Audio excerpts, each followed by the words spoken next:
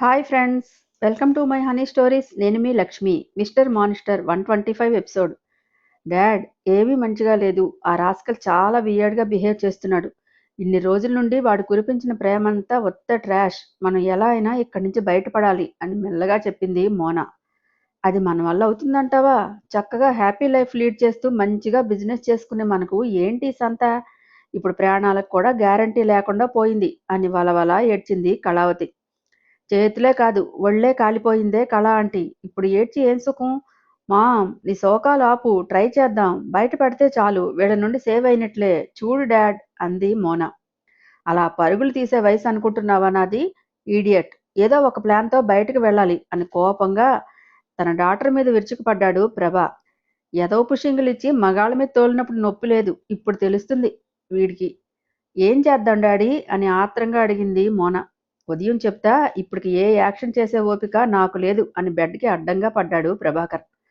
మరోవైపు మోనా ఎక్కేసి ఒళ్ళంతా పెయిన్ పుట్టి తీపులు తీస్తూ బెడ్ మీద దొర్లింది. మీ ఇద్దరు బెడ్ అంతా ఆవరిస్తే నేనెక్కడ పడుకోవాలి అని గయ్యన పడింది కళావతి. ఆమె అరుపుల్ని కేర్ చేసే ఓపిక లేక మౌనంగా ముసుగు తన్నారు బాబు కూతురు ఇద్దరు. సీసీ కెమెరాలని చెక్ చేశారు. ఒకే బైక్ అస్తమానం అటూ ఇటూ తిరగటం రికార్డయింది.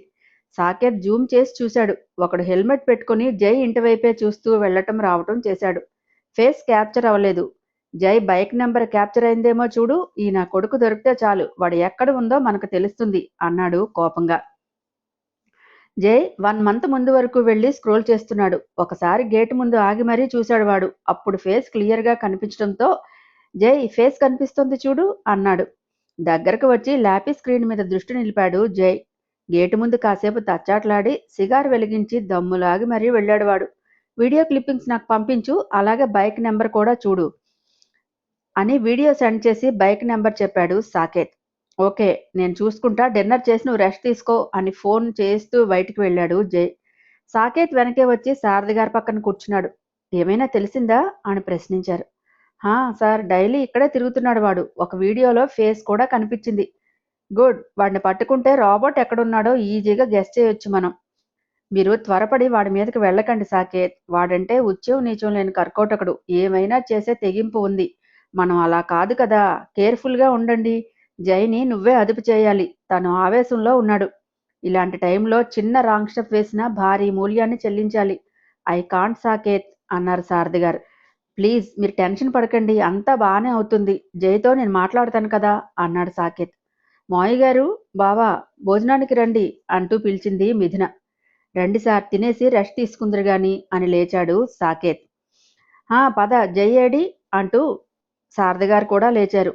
ఎవరికో కాల్ చేస్తూనే వెళ్ళాడు. ఆర్టీఓ ఆఫీస్లో తెలిసిన పర్సన్కి కాల్ చేశాడు జై. జై నుండి కాల్ రాగానే అతను వితిన్ సెకండ్లో లిఫ్ట్ చేసి హలో సార్ అన్నాడు. నేను నెంబర్ పంపిస్తా, అది ఎవరి పేరు రిజిస్ట్రేషన్ అయిందో డీటెయిల్స్ కావాలి అన్నాడు జై. తప్పకుండా సార్, మీరు నెంబర్ పంపించండి, నేను చూస్తాను. ఓకే, టెక్స్ట్ మెసేజ్ చేస్తున్నా చూడు, చాలా అర్జెంట్, త్వరగా చెప్పు అని ఫోన్పే నెంబర్ ఇదేనా అని అడిగాడు జై. ఈ చిన్న హెల్ప్కి మనీ ఎందుకు సార్ అని మొహమాటంగా అన్నాడు. నో ప్రాబ్లం, నేను మనీ క్రెడిట్ చేస్తాను చూడు అని చెప్పి కట్ చేసి అతనికి మనీ సెండ్ చేసి అక్కడే అటు ఇటు తిరుగుతున్నాడు జై. వెనక నుంచి హక్ చేసుకుని వీపు మీద మొహం పెట్టింది మిథున. ఆమె చేతుల మీద చేతులు వేసి నిమురుతూ ఐఎమ్ ఓకేమా అన్నాడు జై. ప్రశాంతంగా ఆలోచించు జై, ఆవేశంతో కాదు. వాడు చేసిన దానికి ప్రతిఫలం తప్పకుండా వాడు అనుభవించాలి అంటూ మెల్లగా చెప్పింది. తప్పకుండారా అని చేతులు పట్టుకుని ముందుకు తీసుకుని హక్ చేసుకున్నాడు జై. వెన్ను నిమురుతూనే ప్లీజ్ కంట్రోల్ యువర్ సెల్ఫ్ అంది. ఎగిసిపడే అతని హృది సవ్వడే చెబుతోంది ఎంత ఉద్వేగానికి లోనవుతున్నాడో అనేది. కళ్ళనీళ్లు మిథున భుజం తడిపేసి నేను దాని లైఫ్లోకి వెళ్లకుండా ఉన్నా ఈరోజు అది ప్రాణాలతో ఉండునే. నాకే తెలియకుండా మృత్యుకోపంలోకి నెట్టాను దాన్ని అని గద్గద్ స్వరంతో అన్నాడు. జై, నిన్ను నువ్వెందుకు బ్లేమ్ చేసుకుంటావు చెప్పు? తన వెనుక ఏదో జరుగుతుందని నువ్వేమైనా కలకన్నావా? ప్రేమించడం తప్పు కాదు, ఉన్మాదిలా బిహేవ్ చేయటమే తప్పు. వాడు శాడిస్ట్ ఎదవ, అందుకే అంతమంది ఉసురు తీశాడు. తన తమ్ముడు ప్రాణం పోవటానికి కారణం వాడి ఉన్మాదమే, అందులో నీకే భాగం లేదు. బట్ నువ్వు టార్గెట్ అయ్యావు. బలి అను అయింది. నిన్ను ఏదో చేసి అనుని టార్చర్ చేయాలని ప్లాన్ వేసి ఉంటాడు. నువ్వుంటే అది జరగదని అడ్డు తప్పించాలని అనుకున్నాడు. అది జరగలేదని ఇక్కడ వరకు వెతుక్కుంటూ వచ్చాడు. కాదు కాదు, వాడి చావును వెతుక్కుంటూ వచ్చాడు. వదలొద్దు జై, వాడికి హెల్ని చూపించు అని కోపంగా అంది మిథున. జై, మంచు పడుతోంది, లోపలికి రండి అని వాసంతి పిలుపు వినిపించి, పద డిన్నర్ చేయాలి కదా అంది మిథున. నువ్వు చేశావా అని మిథున చేతిని పట్టుకొని తీసుకుని వెళ్ళాడు జై. అందరం తినేసాం, మీరిద్దరూ తినండి అని బాధపడకు నాన్న, నువ్వు చేసిందేమీ లేదు. నిన్ను నువ్వు నిందించుకున్నంత మాత్రాన జరిగిన నష్టాన్ని పోడ్చలేం కదా, ఎక్కువ ఆలోచించుకు అని వెళ్ళింది వాసంతి.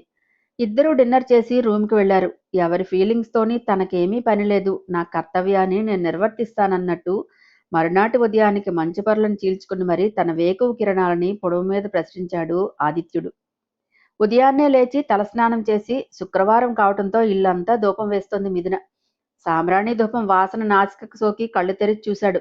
గంధం రంగు చీరలో అచ్చం చందన బొమ్మలా ఉన్న తన సతిని చూసి ప్లెజెంట్ స్మైల్ ఇచ్చాడు జై. లేస్తే కాఫీ ఇస్తా అని ధూపం వేస్తూనే అంది మిథున.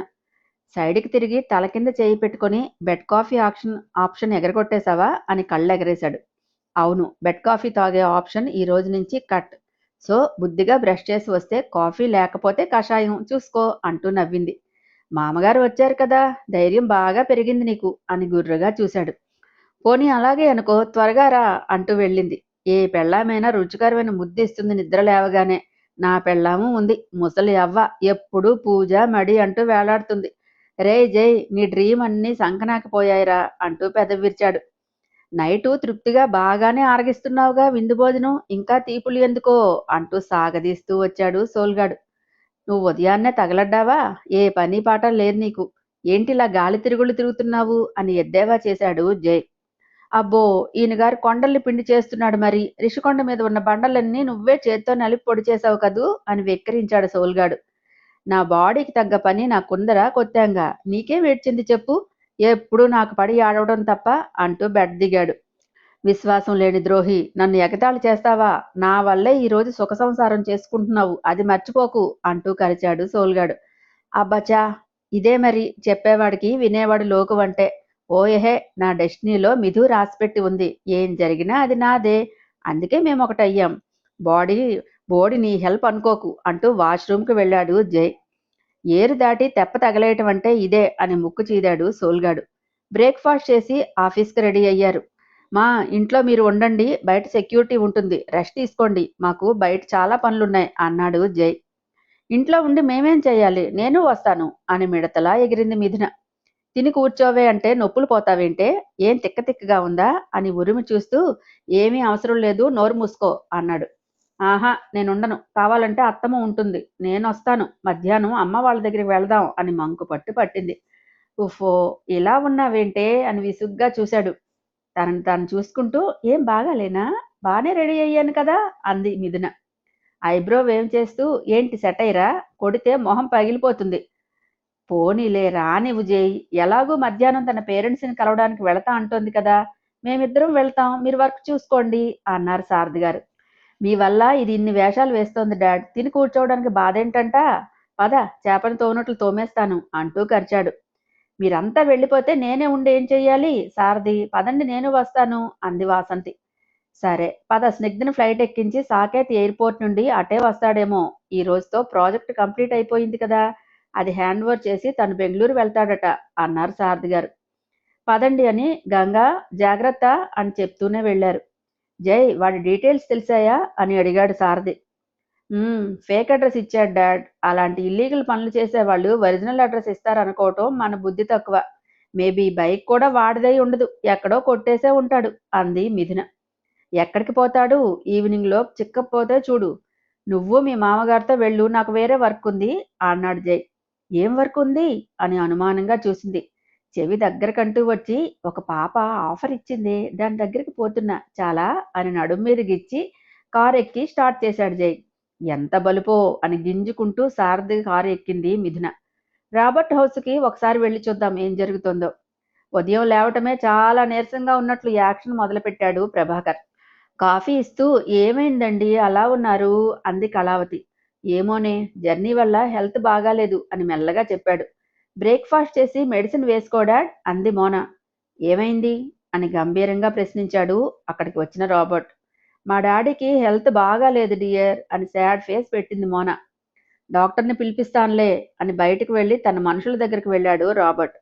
పద, ఆకలి వేస్తుంది అని లేచి డైనింగ్ టేబుల్ దగ్గరికి వెళ్ళాడు. వెనకే మోనా కూడా వెళ్ళింది. లివింగ్ రూమ్ లో కూర్చుని లాబీలో ఏదో వర్క్ చేస్తూనే అంతా గమనిస్తున్నాడు పిఏ. శుభ్రంగా టిఫిన్ అంతా మింగేసి లాస్ట్ ఇడ్లీ ముక్క చేత్తో పట్టుకొని అబ్బా అంటూ గుండె పట్టుకుని చైర్తో సహా కింద దబ్బున ఉలవల బస్తాలా పడ్డాడు ప్రభాకర్. ఏమండి అని కళ డాడీ అంటూ మోనా అరుపుతో వెళ్ళా దద్దరిల్లింది. అందరూ రన్నింగ్ చేస్తూ లోపలికి వచ్చారు. గుండె పట్టుకుని మెలికల పాములా మెలికలు తిరుగుతున్నాడు ప్రభాకర్.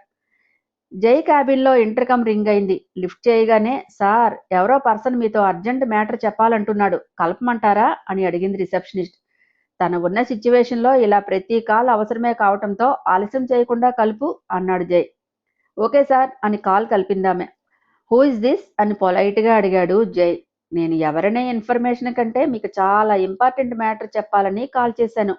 మీరు ఎన్నాళ్ళుగానో వెతుకుతున్న మోనా అండ్ ఫ్యామిలీ ఇప్పుడు సిటీ హాస్పిటల్కి వచ్చారు. మీరు వెంటనే వెళ్తే క్యాచ్ చేయగలరు అని చెప్పి కట్ చేశాడు ఆ పర్సన్. ఎవరు జై కాల్ చేసింది అని అడిగాడు సాకేత్. మ్యాటర్ చెప్పగానే నో నో, ఇదేదో ట్రాపింగ్లా ఉంది, ఒక్కడవే ఎలా వెళ్తావు అని కంగారు పడ్డాడు సాకేత్. నేను ఒంటరిగా ఎందుకు వెళ్తా డాడీ అంటూ ఈవిల్ స్మైల్ ఇచ్చి బయట ఉన్న సెక్యూరిటీకి కాల్ చేసి మ్యాటర్ క్లుప్తంగా చెప్పి నీకు పిక్స్ సెండ్ చేస్తున్నా, అది కనిపిస్తే వాచ్ చేస్తూనే ఉండు, అస్సలు మిస్ చేయకు అని ఆర్డర్ వేశాడు జై. ఎస్ సార్, ఇప్పుడే స్టార్ట్ అవుతాను అని కట్ చేశాడు సెక్యూరిటీ పర్సన్. మిధు చేతి కాఫీ తాగి నీ బుర్ర షార్ప్ అయిందే అంటూ దీర్ఘాలు తీశాడు సాకేత్. ఇప్పుడు నేను చిరుసిగ్గులు ఒలికించి పూరీలు అవ్వబాలా అని వ్యంగ్యంగా అడిగాడు జై. నువ్వు ఫస్ట్ నుంచి ఇంతే వంకరా అని మంటగా అన్నాడు సాకేత్. ఇప్పుడు బెస్ట్, నువ్వు ఫీల్ అవుతావని. ఏ నా వంకర నీకు అడ్డం వచ్చిందా? లేదబ్బా, మంట పుడుతోంది అంతే, అడ్డమేముంది అని కచ్చిగా అన్నాడు సాకేత్. ఇంకా ఎన్నాళ్ళు ఈ బ్రహ్మచారి బ్రతుకు? రోత పుట్టడం లేదు.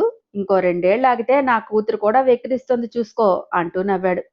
నీలాంటి సుగుణాలు సంపంగి పుడితే వెక్కిరించడమేం కర్మ? ఏకంగా నా పరువు సంక నాకించేలా ఊరంతా టామ్ టామ్ చేస్తుంది.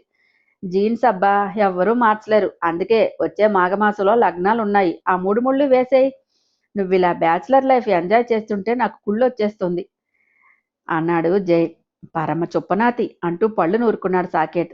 ఏం చేస్తున్నారు అంటూ వచ్చింది మిథున. అష్టాచెమ్మ చెక్కలు ఆడుకుంటున్నామే, ఏం వాడతావా అని సాగదీశాడు జై. నువ్వు ఇప్పుడే వంకరా ఫస్ట్ నుండి ఇంతేనా అని బావ డైలాగ్ రిపీట్ చేసింది మిథున. పక్కపక్క నవ్వేశాడు సాకేత్. గుర్రుగా చూసి నేనెప్పటి నుండి వంకరైతే నీకెందుకే దొంగమొహందానా అంటూ రేగాడు జై. మిర్చి తిన్న కోతిలా కరవకు, నాకు అనిపించింది చెప్పాను అని మూతి వంకర్లు తిప్పింది మిథున. బావా మరదలు ఇద్దరూ ఒకే బడేంటే చెప్పుకున్నట్లు సేమ్ డైలాగ్స్ వాడుతున్నారు అని మంటగా అన్నాడు. జీన్స్ అబ్బా ఎవ్వరం ఏం చేయలేము అని నవ్వుతూ చురకవేశాడు సాకేత్. ఈ అతి తెలివికేం తక్కువ లేదు ఇద్దరికి, పోయి వర్క్ చూడండి. శాలరీ ఇచ్చే బాస్ మీద సెటైర్లు వేస్తే దూల తీర్చేస్తాడు అంటూ కరిచాడు. ఎవరిస్తున్నారు బాబు శాలరీ? తమరా? ఈ మంత్ ఇంకా క్రెడిట్ అవ్వనే లేదు, శాలరీ కొట్టు అని హొయ్యలు పోయింది మిథున. ఎన్నిసార్లు దొబ్బుతావే నత్తమోహన్ దానా, బెంగళూరు బ్రాంచ్లో క్రెడిట్ అయింది కదా. అది అక్కడిది, మరి ఇక్కడ అని కళ్ళెగరేసింది. వచ్చిందమ్మా వయ్యారి, ఇదో పెద్ద పోటుగత్తె, మరి 2 శాలరీలు వేస్తారు. ఏ ఊరమ్మా నీది అని ఐబ్రో వేవ్ చేశాడు. మా ఊరండి, దువ్వండి ఆయ్ అని మెలికలు తిరిగింది. రాక్షసి ఏం వేషాలు వేస్తోందో అని ముద్దుగా సతాయించి దువ్వనా అండి అని పిచ్చ రొమాంటిక్గా చూశాడు జై. ఓయ్, మీ సెన్సార్ కట్ సీన్లు నేను వెళ్ళాక పెట్టుకోండి, అసలే పెళ్లి కావలసిన పసోడిని అని ఫైల్ తీసుకుని నవ్వుకుంటూ వెళ్ళాడు సాకేత్. మొహం మంకెన పువ్వులా కందిపోయి ఈడియట్, నీకు అసలు సిగ్గులేదురా అంటూ టపటపా బాధేసింది మిథున. అందంగా నవ్వేస్తూ సోడా బుడ్డికి దెబ్బకు పెళ్లి మీద యావ పుడుతోంది అని మిథునను మీదకు లాక్కున్నాడు జై. అంతలో ఫోన్ రింగ్ అవటంతో లిఫ్ట్ చేసి మొహం గంభీరంగా మార్చేసి ఉన్నారా అని అడిగాడు. ఎస్ సార్, అతనికి హార్ట్ స్ట్రోక్ వచ్చిందట, ఐసీయూలో ట్రీట్మెంట్ చేస్తున్నారు అని చెప్పాడు. ఓకే, నువ్వు అక్కడే ఉండి చూస్తూ ఉండు, అది ఎప్పుడు బయటకు వస్తుందో అప్పుడు చెప్పు, నేను స్టార్ట్ అవుతున్నా, పక్కనే ఉంటా అన్నాడు జై. ఎస్ సార్ అని కట్ చేశాడు. ఎవరు జై? ఇంకెవరు, ఎన్నాళ్ళు తప్పించుకు తిరుగుతున్న డెవిల్ మోనా హాస్పిటల్లో ఉందని అన్నోన్ పర్సన్ కాల్ చేసి చెప్పాడు.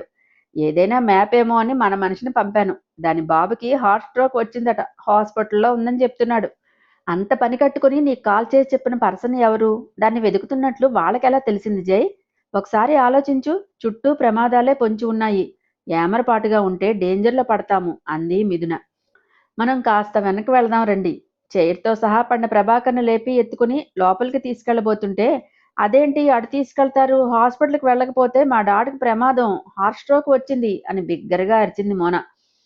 పిఏ బయటకొచ్చి ఏం జరిగింది? అని అడిగాడు. సార్‌కి హార్ట్‌లో పెయిన్ వస్తుందట సార్ అన్నాడు. మరి హాస్పిటల్‌కి తీసుకెళ్ళాలి గానీ రూమ్‌కి తీసుకెళ్తే డేంజర్ కదా! అంబులెన్స్ వచ్చేసరికి లేట్ అవుతుంది. మన కార్‌లో తీసుకెళ్ళండి అన్నాడు పిఏ. ఫోన్ మాట్లాడి వచ్చిన రాబర్ట్ వాట్ హ్యాపెండ్ అని కంగారుగా అడిగాడు. హార్ట్ స్ట్రోక్ వచ్చింది సార్. మీరు వెళ్ళండి అని మీకు తెలుసు కదా ఏ హాస్పిటల్ బెస్టో ట్రీట్మెంట్ ఇస్తారో తీసుకెళ్ళండి అని మోనాతో అన్నాడు పిఏ. బట్ వాళ్ళు బయటకు వెళ్తే అనే డౌట్‌గా చూశాడు రాబర్ట్. మీ గురించి తెలుసు కదా సార్. వెకిలి వేషాలు వేయరు. వేస్తే హాస్పిటల్‌తో సహా స్మాష్ అయిపోతుంది. మోనాకు తెలుసు కదా అనగానే గుటకలు మింగింది మోనా పాప. హాయ్ ఫ్రెండ్స్, నా ఛానల్ నచ్చితే గనక లైక్ చేయటం, షేర్ చేయటం, సబ్స్క్రైబ్ చేసుకోవటం మర్చిపోకండి. ఒక మంచి కామెంట్‌ని పాస్ చేయండి. నెక్స్ట్ అప్డేట్ కోసం వెయిట్ చేస్తూ ఉండండి.